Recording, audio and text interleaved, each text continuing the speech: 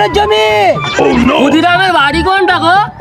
ও আমাকে যৌতুক হিসাবে শ্বশুরের জমিটা দিয়েছে। ইয়ে খালা ছিল নাকি বলতো? চ গিয়ে দেখি তো কাজ।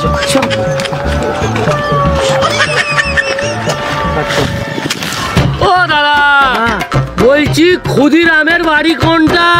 হ্যাঁ বাবা আমি কালা নাকি কানে কাছে এসে বলতে হচ্ছে?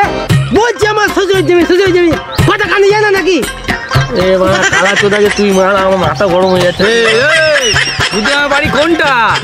আমার বলছি ধান চাষ করবো।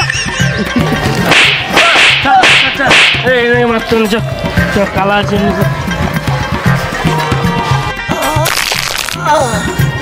এই শালা শ্বশুর যৌতুক হিসাবে আমাকে চুরির জমি দিয়েছে, আর এই জমিটা আমার মার খেতে হচ্ছে।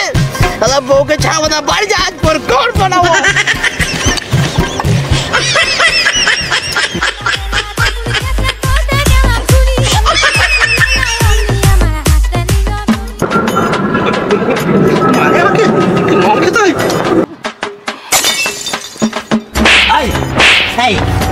তোর বাবার বাড়ির জমি চাষ করতে গিয়ে আমার লোকের কাছে মার খেতে কেন? তোর বাবা তাহলে পরের জমি দেখি আমাকে বিয়ে দিয়ে তোকে গলায় ঝুলিয়েছে। আমি ছাড়বো না।